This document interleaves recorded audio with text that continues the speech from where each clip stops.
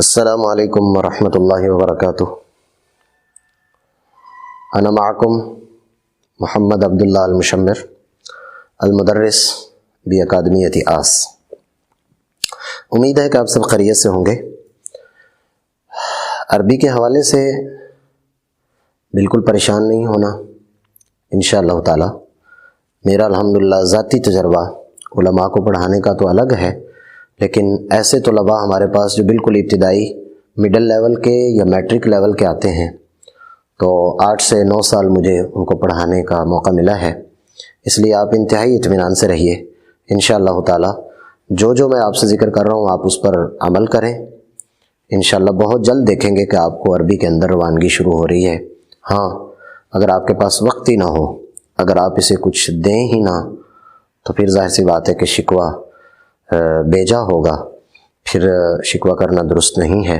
لیکن اگر آپ مکمل طور پر اس پر عمل پیرا ہو رہے ہیں، تدریب کر رہے ہیں، مشق کر رہے ہیں، 20 سے 25 منٹ یا 30 منٹ، آدھا گھنٹہ آپ اپنی 24 گھنٹہ زندگی میں سے اگر اسے دے رہے ہیں تو انشاءاللہ تعالی اس کا رزلٹ آپ بہت جلد دیکھیں گے۔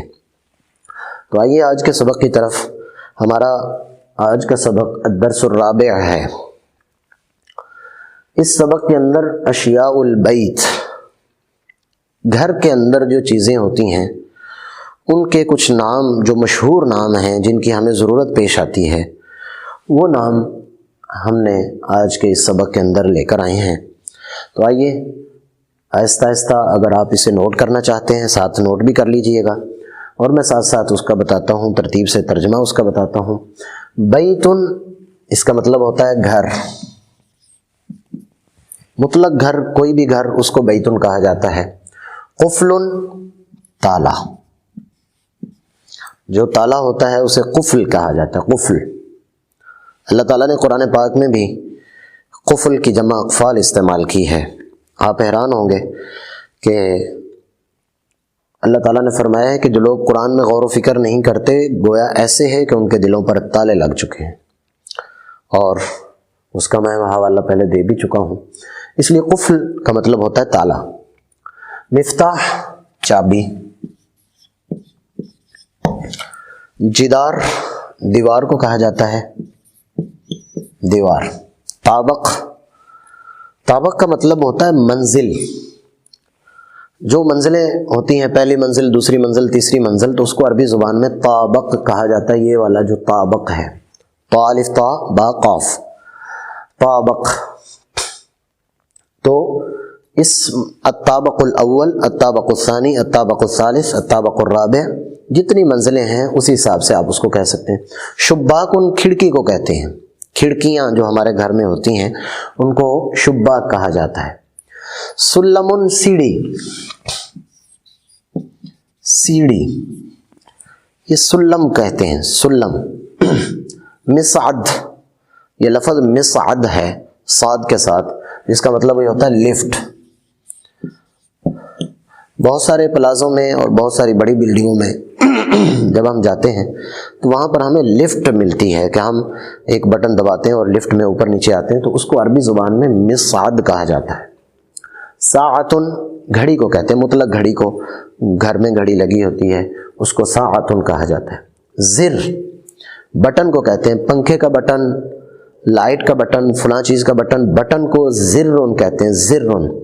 اور یہ جو ہماری قمیض میں ہوتے ہیں بٹن، ان کو بھی زر کہتے ہیں، یہ بٹن اس کو کہا جاتا ہے۔ مروحتن، پنکھے کو کہتے ہیں، پنکھا۔ مکیف، اے سی، مکیفن، اے سی۔ ستارن، پردہ، ستارن، پردہ۔ کرسیٌ، کرسی۔ اریکتن، صوفہ، صوفہ۔ وسادہ، تکیہ، یہ احادیث مبارکہ میں لفظ استعمال ہوا ہے، وسادتن، تکیہ۔ سریر، چارپائی کو، بیڈ کو، ان دونوں چیزوں کو یا اس جیسی جس پر انسان سوتا ہے اس کو سریرن کہا جاتا ہے۔ چارپائی وغیرہ کو بھی سریرن کہا جاتا ہے۔ حقیبتن، بیگ۔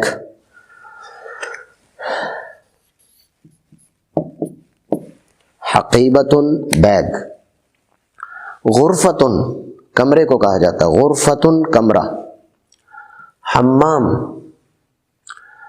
हम्माम का मतलब जहाँ पर आप नहाते हैं, जहाँ पर आप वाशरूम करते हैं, वो जो जगह है उसे हम्माम कहा जाता है। हम सऊदी अरब में जब जाते हैं तो वहाँ पर हज और उम्रा के लिए, तो वहाँ पर लिखा होता है हम्मामात, जहाँ वाशरूम वगैरह होते हैं वहाँ उन्होंने बड़ा लिख के लगाया हुआ है हम्मामात। तो हम्माम उस जगह को कहा जाता है, वाशरूम को कह सकते हैं, गुस्ल खाने को, हम्माम, इन दोनों चीज़ों को मुतलक कहा जाता है। मतबख किचन, जिसे जहाँ पर चीज़ें पकाई जाती हैं। ज़हरिया गुलदान, ज़हरिया गुलदान। मिनशफ़ा तौलिया। मिग़सला बेसन जिसको कहते हैं, जहाँ पर हम हाथ वगैरह धोते हैं उसको मिग़सला कहते हैं, मिग़सला बेसन। तो इन अल्फाज को मैं दोबारा फिर पढ़ देता हूँ।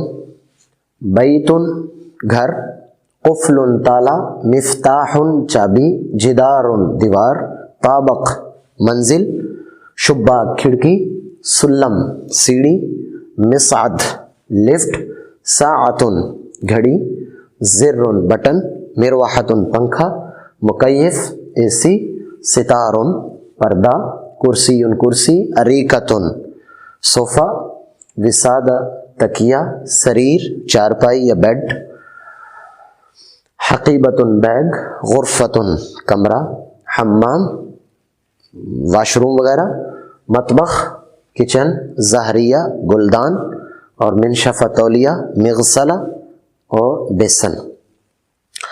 अब यहाँ पर जो चीज़ एक समझने की है, ये सारी चीज़ें आपने याद करनी है। जब याद करेंगे तो उसके बाद एक लफ्ज़ आपको सिखला रहा हूँ, यहाँ पर घर में बैठे ही इसकी तदरीब करें।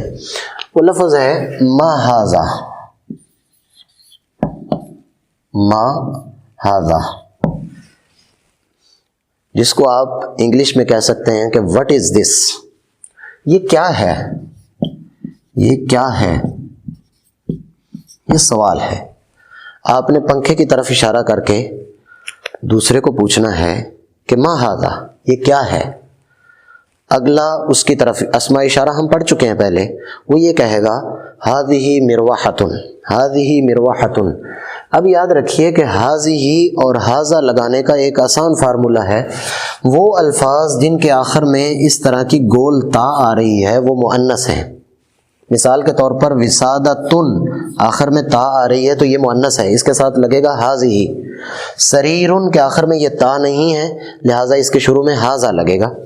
हकीबतुन के आखिर में ये गोल ता है, लिहाजा हाज़िही लगेगा। तो आपने ये जितनी चीज़ें पढ़ी हैं इनकी तरफ इशारा करके यूँ पूछना है मा हाज़ा, ये क्या है। तो अगला बंदा उसको जवाब देगा कि हाज़ा सरीरुन, हाज़ा मुकय्यफुन, हाज़िही मिरवाहतुन। उम्मीद है कि आपको आज के इस सबक के हवाले से भी तसल्ली हो चुकी होगी और आप इसे समझ चुके होंगे। अपनी आरा से हमें ज़रूर आगाह कीजिएगा और व्हाट्सएप पर रब्ता करने के लिए इनफरादी तौर पर ये नंबर जो है वो आपके सामने आ रहा है, उस पर रब्ता कर सकते हैं। आज के लिए इतना ही है। अपनी दुआओं में हमें याद रखिएगा। अल्लाह हाफिज़। अस्सलामु अलैकुम वरहमतुल्लाहि वबरकातुहू।